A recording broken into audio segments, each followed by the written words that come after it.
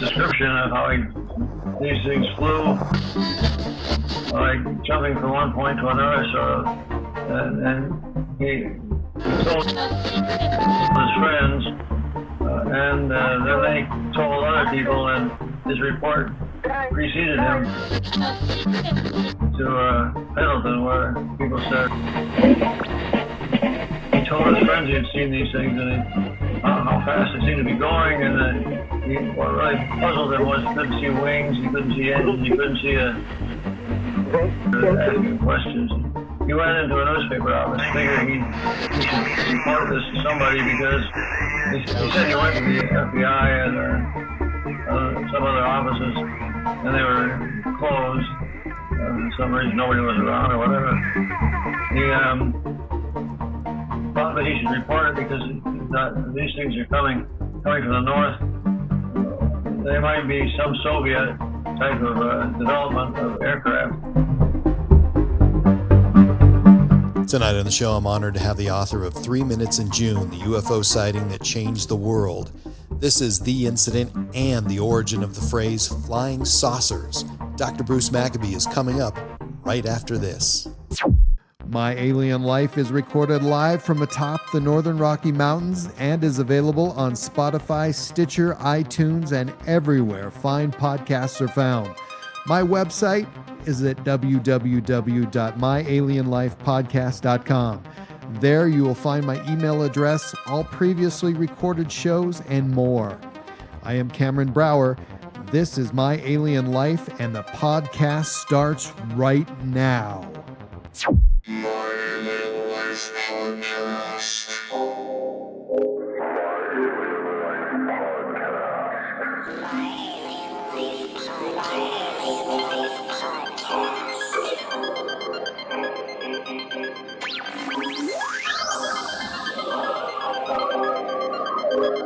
Three, two, 1, 0, and liftoff.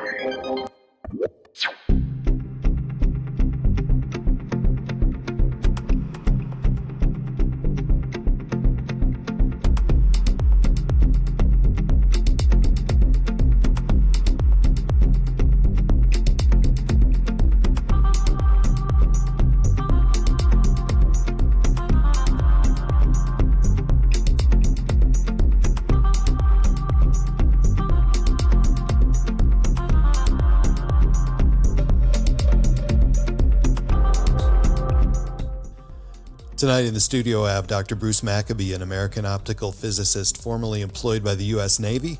Bruce is also a UFO researcher and has written many papers and books on the subject, and I'm grateful he could join me here tonight. Dr. Bruce Maccabee, thank you very much and welcome. Thank you for inviting me. In June 1947, Kenneth Arnold, an experienced pilot, saw 9 unusual objects flying at an extraordinary speed near Mount Rainier in Washington. The incident was the origin of the phrase flying saucer and started a worldwide fascination with UFOs. Over the years, skeptics have offered no less than 14 prosaic explanations for what Arnold saw. Dr. Maccabee, what happened near Mount Rainier in 1947? Virtually every description you get of the Kenneth Arnold sighting talks about these flashes. You can see the object go past Mount Rainier and then continue southward past Mount Adams. You can track them by their flashes all the way down to Mount Adams, about 50 miles away. Well, all the histories mention the flashes, but I was the first person to do an analysis of it. I was puzzled by his claim that he could see a flash of light, see the light intensity on the surface of his aircraft increase enough to notice it without knowing what was causing the flash. The surface of his airplane was being illuminated by sunlight. The sun was behind him a bit, and behind him and overhead at 4 o'clock in the afternoon. And the direct sunlight was quite bright on the surface of his aircraft. So then if another source of light were to come along and increase the brightness sufficiently for Arnold to notice it, that must be a pretty bright flash of light to be able to beat the sun, as it were. So this flash of light was coming from maybe 50 miles away, and if Arnold had been correct that it was a reflection of light off the sun, you have to imagine the sunlight going down, hitting the object, and there are 9 of them, and he could see these things flashing. In order for the sunlight to light up the surface of an aircraft by reflection off the UFO would require something pretty potent, I thought. In other words, the normal sunlight on the surface of the aircraft was sort of like a reference value, and then you had to have 5, 10, 15, 20% increase in sunlight and light hitting the surface due to a flash off these objects. So I calculated how much light from the sun would go down, bounce off of one of these objects at some size of the object, like a mirror, and then bounce and then travel over to his airplane. And it turned out that the sunlight bouncing like that just was not strong enough to make a noticeable increase of light on the surface of his aircraft. On the surface of his aircraft, I was looking at sunlight, and then the sunlight plus a flash, and you had to take the sunlight, bounce it off the, do a calculation that reflected it from the UFO surface, flat surface of one of these disc-like objects, and then transport the flash of light through 50 miles of atmosphere. And when it gets to the airplane, it's still brighter than a sizable fraction of the sunlight brightness. That's what you would require if Arnold were correct that it was a flash. And as I've argued in the appendix of the book, this is an optical physics calculation with formulas and so on for somebody who wants to try to do their own calculation. My bottom line was the flashes probably were not sunlight reflections. They may have been something like laser beam intensity beaming out and hitting his airplane. Why that would happen, I don't know, but they might have been using something like a laser to measure the distance between them and his airplane. We've done that. It's laser distance measurement. So was there just one beam, or were there several beams coming from several craft at the same time? Each craft would get occasionally aligned just right, so it would hit. The flash would hit. He said he thought, after he thought about it, he thought that the flash was coming from a small area on the bottom of the craft, rather than the mirror reflection would be coming from the whole body of the craft. He thought these things were 1,000 feet in diameter or something like that. His sighting is very important to analyze because there wasn't any reports, or no national reports of UFOs before his sighting, and his sighting attracted interest because he was an experienced pilot, knew what would be ordinary up in the atmosphere and so on. And very important is the fact that he decided to make some measurements. He thought that, well, if they keep going in a straight line as they appear to be going when they got to Mount Rainier, he started timing paying attention to a clock that was on his dashboard. He decided to try to time their flight from Mount Rainier down to Mount Adams, 50 miles away. And he did that using the clock on his dashboard. And as they went past Mount Rainier, it read 3 p.m. And then when they went past Mount Adams, 50 miles south, his clock showed 102 seconds. That corresponds to about 1,700 miles an hour, three times larger practically than the fastest jet we had at the time. He also compared the size of these objects with the angular size of a known aircraft that was heading northward behind him, 15 or so miles away, he thought. And that is what led to the idea that these things might be as much as 1,000 feet in diameter. And his measurements, but in particular the speed measurement, caught the interest of everybody. Nobody thought he was a nut. They assumed he was actually reporting what he saw, and so it was treated seriously and published in newspapers. The story went around the world in a couple of days, and then people were looking for confirmation, and they found other reports were made starting on the 24th of June, when his was reported on the 25th and 26th of June, radio and newspapers, local, and then picked up by national news services and transmitted around the world that he had seen these strange objects, and other people started to look for them, and there were lots of things in the atmosphere at that time. The first big UFO flap was from the middle of June to the middle or so of July in 1947. And his sighting was the first one to be publicized like that. As soon as it was published in the newspapers, other people began to report to newspapers that they had seen things too. There had been earlier sightings before Arnold, but the earlier witnesses hadn't said anything about it. They didn't want to be called crazy. But Arnold knew he wasn't crazy, and his acquaintances knew he was an experienced pilot and certainly not crazy to do all. You don't have a crazy person flying around the mountains the way Arnold did as part of his business trips. So anyway, I would recommend reading this book to see how the Air Force handled the problem of explaining away his Arnold sighting, which is ultimately what happened. The Air Force called it a mirage, which made no sense in the optical context of the optical physics involved.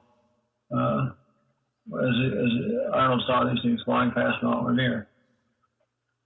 So did Arnold actually, how did he gain notoriety back then for this story? Did he report it to authorities or the military, or how did everybody first find out about Kenneth Arnold?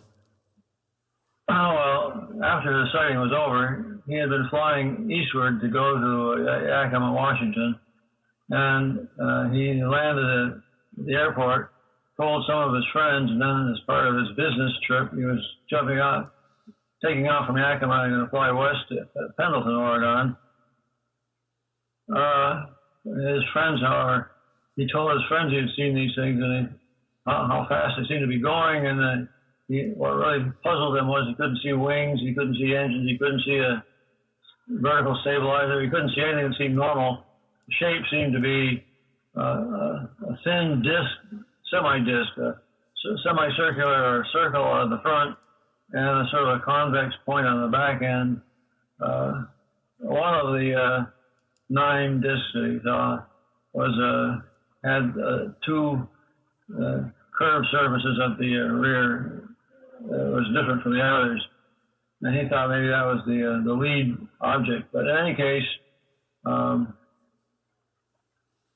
he gave this description of how these things flew, like jumping from one point to another, sort of, and he told his friends, and then they told other people, and his report preceded him to Pendleton, where people started asking him questions. And he went into a newspaper office figuring he should report this to somebody, because he said he went to the FBI and some other offices, and they were closed. For some reason, nobody was around or whatever. He thought that he should report it because he thought these things are coming from the north. They might be some Soviet type of development of aircraft, and so he should alert the United States to what he saw. And as I said, he told some news people, and they didn't treat this as silly season, which is what happened years later for many UFO flaps. They assumed that he was telling things as accurately as he could, and they're all puzzled at these speeds. And if you go back and look at newspapers clippings at the time, which I've got a bunch of them in the book, you can see how everybody was impressed. Nobody thought that Arnold was nuts. They assumed that his descriptions were reasonably accurate. He calculated and intentionally reduced the calculated velocity of these objects to about 1,200 miles an hour, which is still almost 500 miles an hour faster than the fastest jet that we had available. And other people, as I said, started when they saw his report. Other people who had seen strange things in the sky made their reports. And over a period of time of about a month and a half, there were at least 800 and some reports in newspapers throughout the United States. It started off in the Northwest area, Oregon, Washington, Idaho, and the Northern California area, and then spread throughout the United States. Virtually every state had at least one sighting before the 1947 flap was over. Then, of course, when the number of sightings had dropped down sufficiently so that there was no longer a flap, you might say, the Air Force by this time was already taking it seriously because the Air Force pilots were involved in sightings. The general press, however, began to look at it in a disparaging way.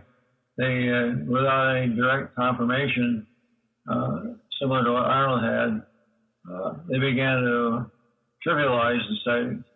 And then all sorts of explanations were offered for what people were seeing: reflections and mirrors and glass, motes in the eye, mirage. More recent explanations included pelicans. So you can read in the book each one of these proposed explanations and how it is refuted by the data that Arnold's description of what happened. Interesting. So the question I have right now is that if you see an object like that jumping from point to point with rapid acceleration and deceleration, is there anything that you can infer about the propulsion or what's making it move through the atmosphere of the Earth? Well, Arnold was probably the first one to consider that this is a real puzzle. If it was a human being inside one of these objects, the human being could be battered to death by the jerky motions of the object.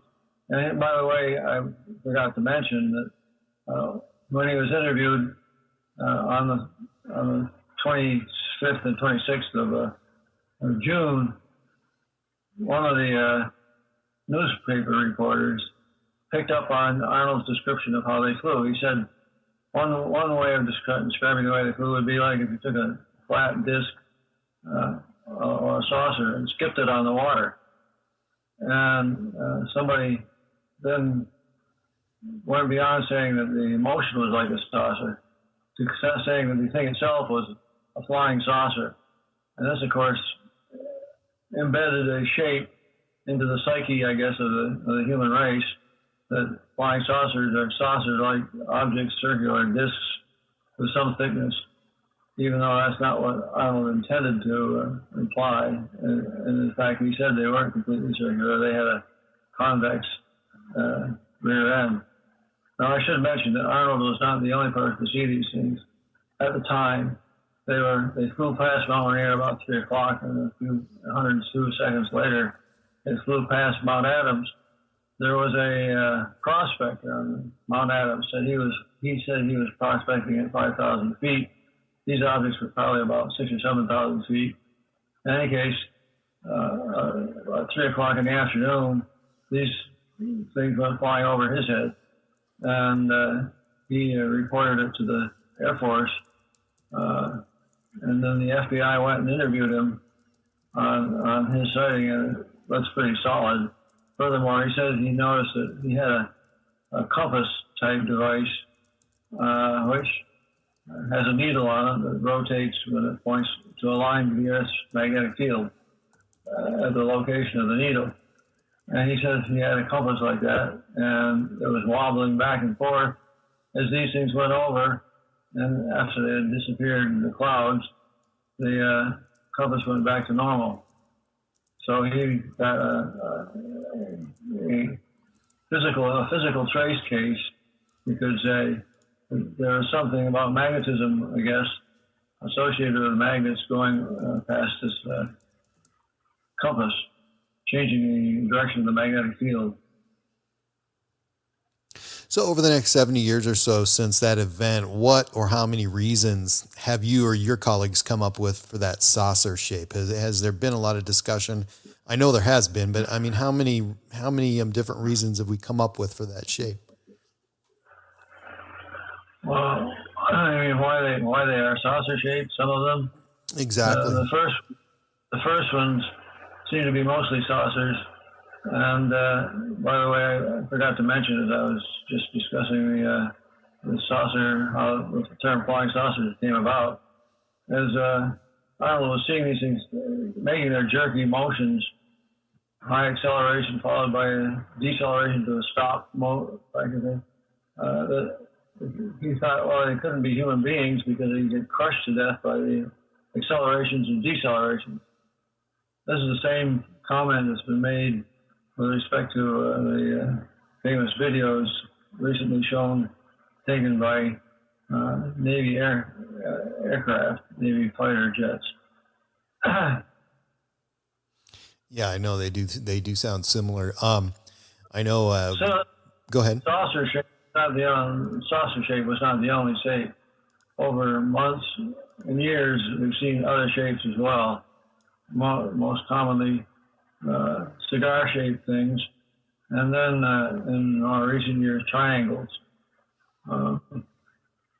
But you don't find too many reports of saucer-shaped devices now. So you might guess at some sort of craft, just aren't flying around here anymore. But whatever the triangles are, there's been a lot of them in the last 10 or so years. Right. I know that one of the theories that people have come up with for propulsion of a craft like that is gravity amplification, but we also hear about, how weak gravity actually is.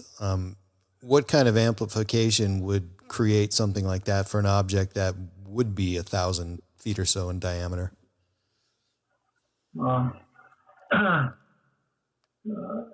say gravity modification or gravity propulsion or whatever, those words are easy to say, but to figure out how to do it, people have made suggestions that if you could distort the gravitational field in a certain way, you might be able to get propulsion of a form that would not crush a human being in spite of accelerations and decelerations. But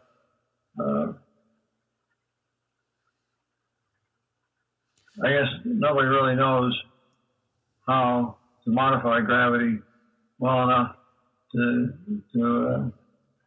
create something like that, a black hole or a wormhole, a tunnel. Yeah. Can you talk about quantifying acceleration or of an identified craft? Because you've written a paper on that, and I read that. Each sighting, has so many different variables. So how do you quantify the acceleration? You're talking about my acceleration paper on my website? Absolutely. Yes. I might mention my website, brumac.mysite.com, BRUMAC.MYSITE.com, brumac.mysite.com. You scan down the front opening page, past a whole bunch of articles that I've written on analyses of various UFO cases, and you come to a paper called Acceleration. And I point out that speed is nice, but acceleration is where it's at. That's the challenge to get this acceleration going. And I did analyze a UFO video that shows an object was hovering and stationary, and the person videotaping the thing held the camera steady, and so this image of the object was a little shining around dot at the center of the screen. It's just sort of bouncing a little bit of wobble noise, the hand vibration. And all of a sudden, the people, whatever's on the inside of it, put the pedal to the metal. And when it did that, it zipped off, and 5 frames of the video went from the center of the screen off the edge. And you can actually see the acceleration occurring, see the speed increasing. You can see the speed increase as a result of acceleration by how far the UFO image traveled in 1 frame time. So that turned out to be 10, 12 Gs or something. It's been a long time since I read the paper, but I was able to calculate what the acceleration acceleration force would be. Have this thing zip off so fast that you could barely see it. When you play this video and look, and you're watching carefully, you see the thing move, but it's off the screen before you realize what really has happened.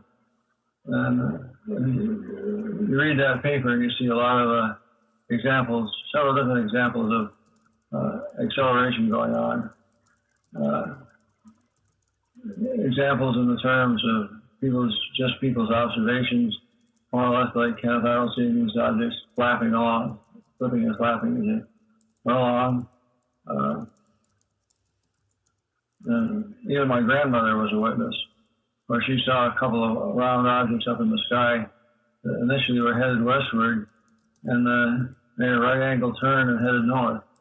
And Grandma was not a connoisseur of aerospace technology and stuff like that, but she did know that objects don't make right angle turns. How would what I want to know now is how would acceleration be different with gravity in a heavy atmosphere versus in a vacuum and no gravity? Could in principle manipulating gravity work in both of those environments, or would that require 2 different types of propulsion? Well, gravity in an atmosphere. Well, if you were, let's just say, for example, that we had a craft that came from space and then came into the Earth's atmosphere. You have gravity, more gravity, versus in outer space, which you may have no gravity and a vacuum. So they're 2 different types of environment, drastically different. You're seeing gravity as an attractive force, as the object is at any distance at all from the center of the attraction. It could be the center of the planet. At any distance at all, you would have gravity pulling it in. You could, if you try to stop it, then you are sort of moving this object off its normal, what would be its normal timeline in the gravitational field. People falling into this object towards the center of the gravitational field wouldn't feel anything anyway. If you're inside a box and the box is falling towards the center of the Earth, you don't notice any effect of gravity. You only notice an effect of gravity if you stop the motion somehow, building a great big building that you sit on top of. And what's between you and the center of the Earth is holding you at some position away from the Earth, and you feel the acceleration, you feel the gravity. Acceleration is when you're actually changing your position in space, either increasing or decreasing the amount of distance you travel each second, for example. So I guess you'd have to. I don't know as you would use the same. It's a little confusing to try to decide what you can do with gravity. If you can modify it, which may be doubtful, but if you can modify the gravitational pull, you would then coast along whatever speed you were going relative to the universe, I guess. You would coast along at some constant speed as long as there's no gravitational field nearby to attract you to the gravitational field. I mean, no big masses anywhere. When you talk about an object that is capable of going from, let's say, 0 to 2,000 miles per hour in a relatively short period of time and space, but the acceleration is that incredible. And then likewise, when you have that object at top speed and then bringing it back down to 0 again, are those two, is acceleration and deceleration, are those equal in the amount of energy that takes, or how does that work? And do you think it matters? You're referring to the paper I did on the Princeton radar, Princeton, the name of the destroyer ship. Right. Right. Kevin Day's report of seeing these objects moving slow speed horizontally at 28,000 feet, and then suddenly dropping down towards the surface of the ocean, dropping 28,000 feet in about 0.8 of a second, which would require an acceleration downwards to get to the halfway point, for example, and then a deceleration, where it was an acceleration in the opposite direction, but you speed up to a very high speed halfway, and then you slam on the brakes and you slow down to the point where you're back down to 0 speed when you get to the surface. And his description of that happening in 0.78 seconds implies that whatever it was had an extreme acceleration capability of 1,000 Gs or something. I forget the exact number now. It's been a long time since I did the calculation, but there was nothing to play with, that's for sure. And that doesn't tell you how it does it. It just tells you that it did somehow do it. It got a tremendous acceleration in a downward direction, so it got up to high speed, and then it reversed the direction of acceleration. So the acceleration effect was slowing it down to a point where it ultimately stopped near the surface of the ocean. This was an extremely high acceleration situation. And we don't have a craft even that's been invented here on the planet that would decelerate, let's say, 500 miles per hour in less than 1 second, right? In midair. Right. No, that's definitely not made here. So that acceleration and deceleration, I think, to me, in my personal opinion, deceleration is more of a mystery than acceleration, because there's nothing that exists that we know of that's an actual air brake, of course, that could do that. And acceleration opposite direction. Right. Acceleration in the direction opposite to where it's going. Exactly. It's going along at some speed in some direction, and they put on the brakes, as it were, and slow it down to 0. And if you do that fast, it's just required with the same type of accelerating force as speed up. The speed up and slow down are just relative some framework of references. So then, other than avoiding an object, I couldn't even see a practical application other than a demonstration of how amazing a technology that would be. I wouldn't even be able to think of a practical application of that currently. Could you? Well, I suppose if you want a real stealthy method of stealing stuff, you can zip your way up to where it is, grab onto it, and zip your way back. If you can stand the acceleration, in each case, the acceleration in one direction and the acceleration in the other direction. So what are the physics of actual time travel on Earth? And do you think that we would have the material and the actually raw material in the future that would be capable of getting that done by humans? Well, that's a good question. I don't know whether we could do that using technologies that we've got now. People who analyze, who study what might happen if you could warp space would say, well, if you can warp space and put somebody inside the space warp,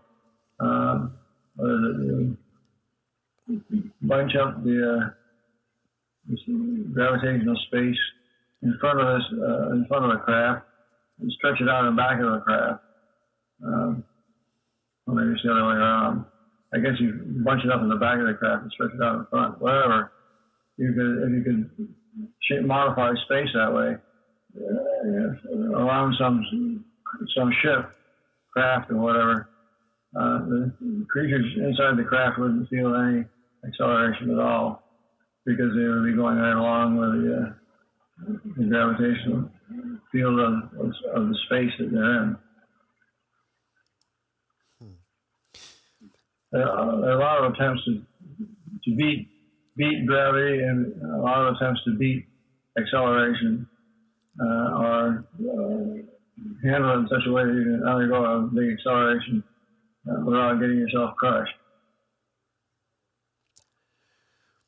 When you're reading about and researching about things like propulsion and what we're talking about tonight, what UFO researchers do you read, and who do you think are getting really close to getting it right?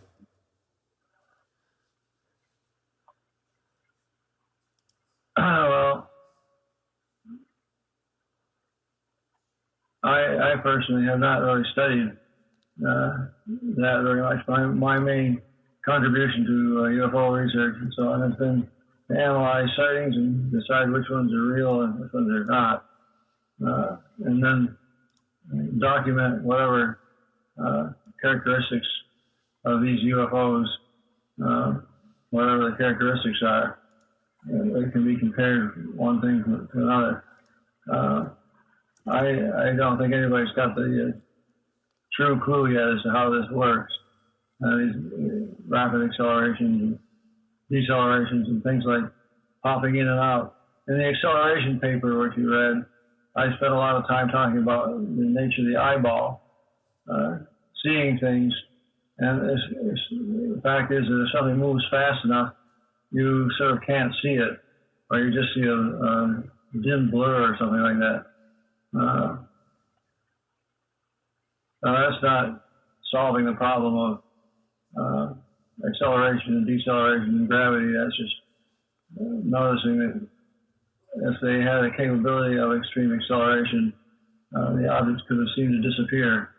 This disappearance characteristic of these objects was known already by the Air Force in the summer of 1947 and put into some documents that are published in a book, the FBI CIA UFO Connection, a book I wrote several years ago, which really shows what happened in the early days and how the FBI and CIA was involved in the Air Force. But there's a document in there where they describe the characteristics of these things that were flying around. And one of the characteristics was to suddenly appear as if dropping down from above, and then bingo, there it is. And also sudden disappearance, almost like complete disintegration, as if something didn't move or just sort of faded out of existence, or whatever, disintegration, whatever that would mean. So these characteristics of the objects have been known for a long time. How they do it is still anybody's guess. So we're still a long ways away, is what you're saying. Yeah. As far as you and I know, I mean, do you believe that that we have craft in our storage units in our U.S. government facilities? Well, I wouldn't be surprised. Either way, of course, we've had stories in both directions. There's nothing has ever crashed, or there have been numerous crashes, and the truth might lie somewhere in between. This is not, I haven't been spending a lot of time studying evidence for crashes. I'm certainly aware of the stuff going on in Roswell and Aztec and other areas where crashes supposedly have occurred. But that's a tough road to hoe to prove to everybody's satisfaction that something there has happened there. I personally think that the Roswell case is, quote, real, unquote, in the sense of being an actual not made from here craft. The crash, my opinion is based on the testimony of Jesse Marcel when he first started talking about it, long before there was any hype and controversy. Here's a quote from someone. This is a quote from someone I have spoken to off the record, and someone I had interviewed, Rick Doty, and I threw this quote at him. And he said that it sounds right out of the Air Force handbook, but the quote is, "Sometimes it's too easy. Deception doesn't have to be convincing. It just has to have enough layers so it's incontrovertible without being confirmable." So do we have a part of the U.S. government that actively researches UFO activity? Well, I don't know. I certainly can't point to any particular location where there might be, but I wouldn't be surprised if there were. After all, even if you ignore the crashes for the moment and just consider everything that's been seen and recorded on photos and video and things like landing traces and, of course, multiple witness sightings and magnetic cases, radar, and so on, all this stuff that adds up to the idea that at least some so-called UFOs are craft not made here, and non-human entities presumably are responsible for these craft. In your book, the FBI, CIA, UFO connection, the hidden UFO activities of USA intelligence agencies, says within the book there's proof. And without giving away the whole book away, what are we talking about?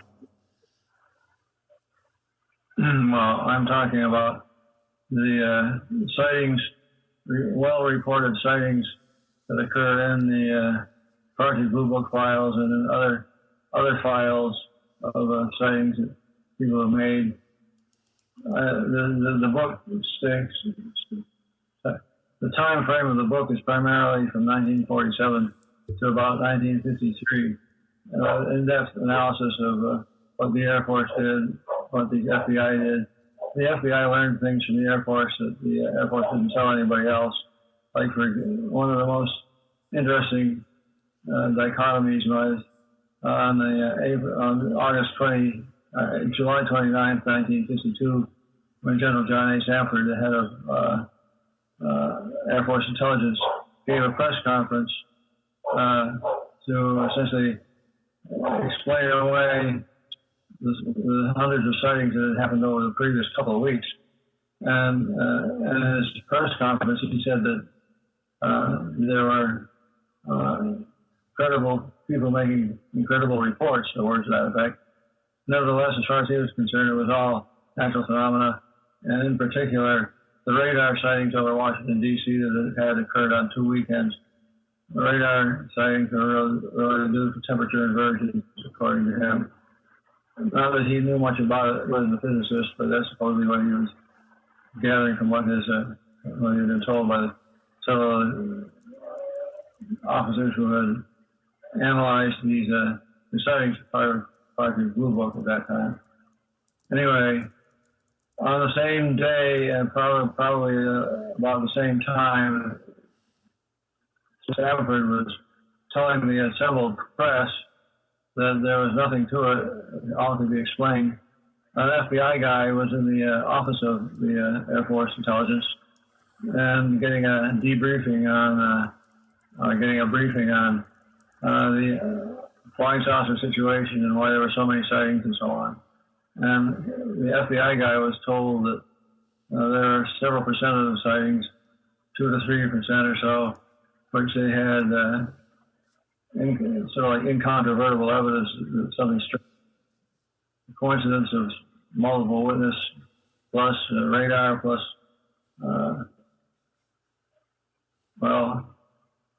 some cases other types of effects and so on. And these sightings could not be explained, and some top-level Air Force people were seriously considering, quote, interplanetary ships, unquote. That was a paper found in the FBI file that can't be found in the Air Force file. I've never seen any document out of the Air Force Project Blue Book file which indicated that some top-level people were seriously considering interplanetary as the explanation. That same sort of feeling of what was going on was reported again in October to the FBI again in October of 1952, when another document in the FBI file talks about the top-level opinion that there's still some people still think that this could be extraterrestrial. So anyway, you'll find cases in there which, in my opinion, are unexplainable as examples of why the some Air Force people would consider interplanetary as an explanation. What would you say, and this is your opinion only, but is there a cover-up mechanism that has been successful that can be identified? And the reason I ask this is because if we can find a mechanism that is capable of a cover-up of this magnitude, that's further evidence of a cover-up. So is there a visible cover-up mechanism? Well, a cover-up is a cover-up of the cover-up. I have long said the main source of cover-up is what I call a self-cover-up. Nobody or a few people want this to be true. There's enough problems on the earth without introducing the uncertainty that are certainly sure to follow the admission that UFOs are real, as extraterrestrials flying around. We don't know what they're doing here. We don't know how they got here, why they're here, whatever, and so on. There may very well be an orchestrated cover-up. Now, we certainly hear things like Men in Black type of tales where supposedly witnesses are told to shut up or be shut up. But like I said, I think what makes this cover-up situation so effective without being entirely obvious is that each person sort of buys into the cover-up. Or most people do. Some people who investigate these things get to the point where you say, well, I can't cover up the truth, more or less. But a lot of people, most people, consider this to be at the bottom of the list of important things to do, down with which is the best way to get to work, to avoid the traffic jam and stuff like that. They're not really thinking about UFOs except for the witnesses. UFO witnesses and a few people who are been enlightened by studying reports may be able to accept the idea that there's something going on, but most people pay little to no attention to the subject, and are just as happy when somebody lies and says or makes up an explanation. Consider, for example, in 1986, in November, there was a Boeing 747 jet aircraft carrying wine from Reykjavik, actually starting out of Paris, but going over the North Pole area to land at Anchorage, Alaska. And during their trip, as they crossed on a Great Circle route from Reykjavik, Iceland to Anchorage, they crossed from Canada into the United States and began seeing strange things flying around outside the aircraft. And then two objects with what looked like exhaust ports of flames or something suddenly appeared right in front of this 747 that's doing about 600 miles an hour, 500 miles an hour. And these two things are one above the other for a couple of minutes, then they reorient to side by side. and they fly along for 4, 5, 6, 7, 8, 9, 10 minutes like that, and then they suddenly disappear from being in front of the aircraft, and the captain looks looking around to see where they went. He looks behind him and to the left, and he sees what he calls the silhouette of a gigantic spacecraft. Now, this sighting made international news because the pilots talked about it when they landed. A couple of days later, they landed in Tokyo and told some of their friends. And between the time of November 14th and 17th, I forget which date, that the sighting took place. And Christmas time, between then, the pilots talked to various people. Word got to an American reporter. He called up the airport, Anchorage, Alaska, and the reporter called up the Freedom of Information Act officer, public affairs officer, Anchorage Airport, and that guy confirmed that there had been a sighting. And so this story was written up and made national news.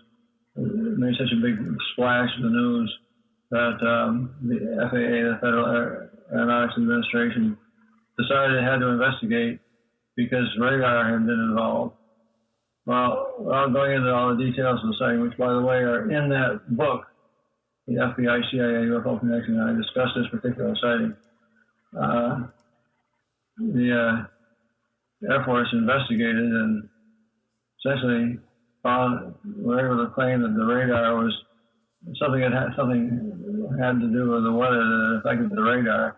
They never even discussed the visual sighting themselves. The well-known skeptic Philip Glass at the time claimed that they saw two planets, Mars and Jupiter, up in the sky, and for some reason or other thought they were in front of the aircraft, flying along and moving and so on. And they published a story published their explanation that the people had seen a couple of planets. And I pointed out that if Mars and Jupiter were to appear one above the other at one time in the night, they're never going to reorient themselves side by side. So that ruled out that explanation, and other explanations were also ruled out. Another example of sort of like the desire to cover the whole thing up was the November 2004, was it? O'Hare Airport sighting, where people saw a donut shape, a round disc, a grayish disc-like thing hovering over one of the portions of the airport, and it was zipping straight up, and the guy who was right underneath it, it looked like it cut a hole right through the clouds. Now, the official explanation for this sighting, occurred at like 4 or 4:30 in the afternoon in November of 2000, whatever the year was, 2004.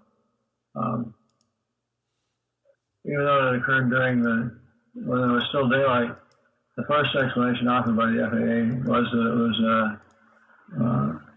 effective lights, ground lights on clouds, which made no sense. Since the person seeing this thing, saying it was dark compared to the cloudy overcast. And then when the ground lights reflected off clouds, explanation didn't fly. They said, "Oh well, it was some weather phenomenon," and left it at that. Now, this to me indicates more or less a desire to ignore what's factual in favor of what you want it to be, which is nothing. You want it to be no sighting at all, so you accept any explanation, like the official government explanation, the Air Force explanation for Kenneth Arnold's sighting way back on June 24th, 1947, is one of the first explanations offered for UFO sightings, that it was a mirage. Anybody who knows anything about mirages knows that it was never reflect light like sunlight or any type of reflection like that. And a mirage, there's a mirage of the mountain peaks would be the explanation. Mountain peak mirages stay over the mountain peaks. They don't go left to right, sideways, like these objects were traveling from the left to the right over a long distance. No mountaintop mirage would appear to do that. So I think the main reason why this cover-up effect is effective is that most people want to accept it. There's nothing going on, and intentionally avoid getting involved if at all possible. If you become a witness, of course, then things change. So we have a proclivity of not wanting to get involved in just about everything, which works out really well in this case, right? Yeah, until you become a witness. Exactly. And I've often said, when more than 50% of the people are witnesses, maybe 90%, I don't know, some percentage, somebody's going to stand up and say, hey, look, they're real. This is what I call the ever has no clothes effect. Somebody will stand up and say, look, they're real. And everybody will nod, yes, we knew it all along. Do you think we're getting closer to disclosure? Is there going to be disclosure? Well, I keep thinking we seem to be inching in that direction. And the next generation of people, including scientists, will be more open to suggestion, I think, after all the work many of us have done in analyzing various cases. It's like, was it Max Planck who said, new ideas don't win by themselves, but they have to wait till the older generation dies off, and then the newer generation accepts the new ideas. That's not the exact wording, but that's the idea of what he said. So if we have disclosure by, let's say, the U.S. government, and many people don't actually trust the U.S. government, so would that disclosure be worth anything without physical evidence? Well, I guess it would depend on who made it. Like Stan Friedman, a famous UFO ufologist who died a few months ago, he used to say, when two universally accepted people who are universally accepted to be telling the truth, the Pope and Walter Cronkite. Walter Cronkite was a news presenter back in the 60s, 70s, and so on. But anyway, a well-known newsman and the Pope were to say UFOs are real, people might begin to believe it. Point being, you got to find somebody who's got sufficient authority, believability, credibility, whatever you want to call it. It has to make the announcement, or have a whole group of people make the announcement all together, or something like that. Then it might take and hold on. One thing's for sure, the press would grab onto it immediately and presumably run it down to its truth value. Either there really are things going on or there aren't, and the disclosure is a fake. As long as the disclosure is not a fake, people will have to admit to the truth, what amounts to. In your opinion, what are one or two of the top UFO events in our history that we shouldn't let go and we should still be digging deeper in to find more?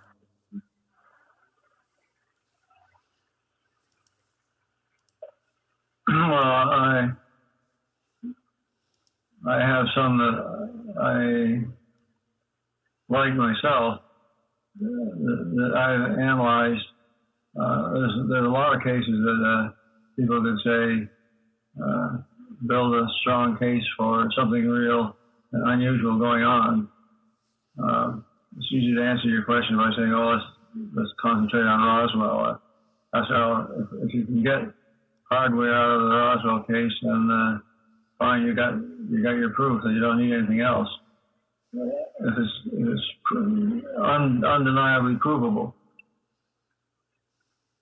Right now, there are supposedly artifacts floating around, but we don't really know where they come from, what it might have to do with UFOs. You can pick a case and analyze it on your own. You see, to some extent, it comes down to who do you trust. You're going to trust somebody else to tell you the truth about UFOs? And I've discovered that you can't trust anybody. You can't even trust yourself because you can make a mistake. Excellent point. Nevertheless, it may be true that the only way people are going to accept this as true is each person does some investigation on his own, you might say, and comes up with some answer that they're real or they're not, and why that answer, why he or she arrives at that answer. Do you still feel the need to get out there and work on this problem until there's a solution? Well, I'll probably work on it as long as I can work on things. Whether there'll be a solution by that time or not, I don't know. The recent publicity about the Navy fighter jet sightings is an interesting example of the situation where the initial press interest was there, and there were articles in the major newspapers all over the world about the Navy. The videos that supposedly show Navy jets recording the presence of unknown objects not made by us, supposedly. Right now, that's undergoing extreme investigation to find out if that is true or not. But the response of the general press was to treat it as treated seriously because of the source. Maybe people who presumably know what they're doing, being involved with detections of objects that seem to be able to do things we can't do ourselves.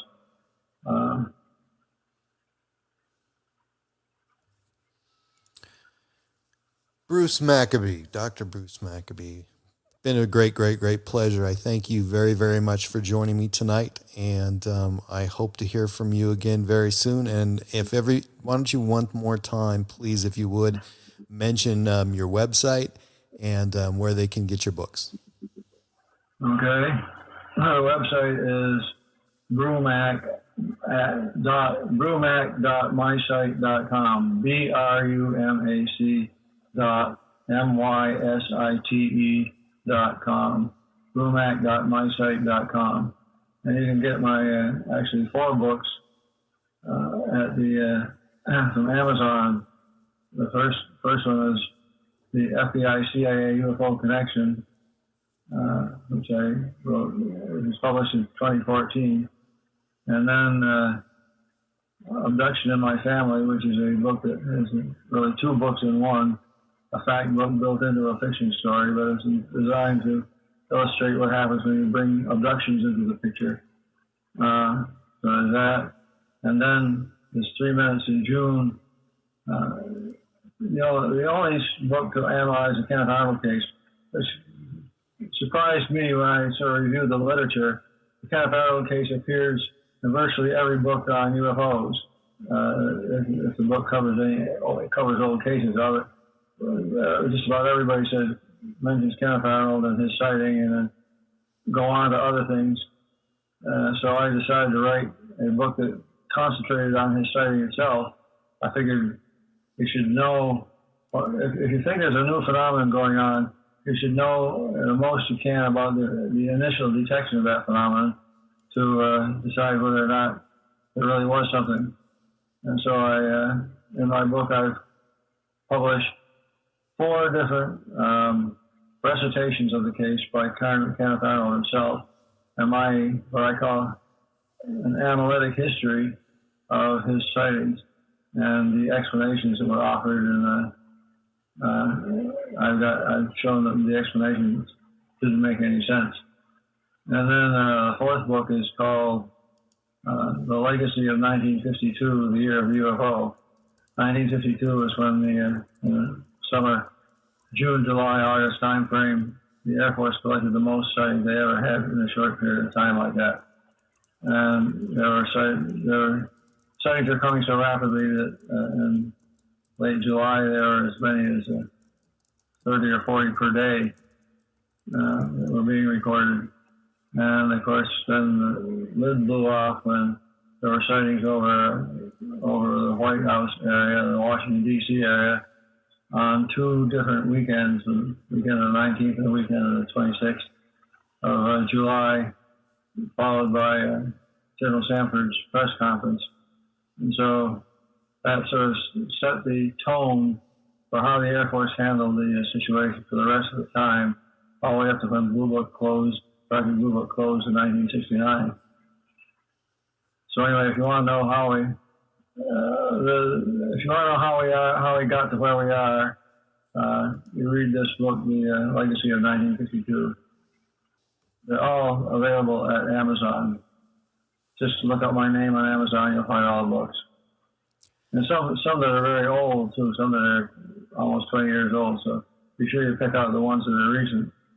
And again, it was my pleasure to have Dr. Bruce Maccabee in the studio tonight. Dr. Maccabee, thank you very, very much. Thank you for inviting me.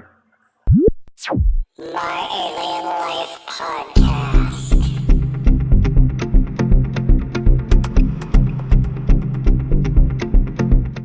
You can find my website at www.myalienlifepodcast.com, and please subscribe to my latest downloads at iTunes, Spotify, Stitcher, and at podbean.com. And please follow me and like me on Facebook and Twitter.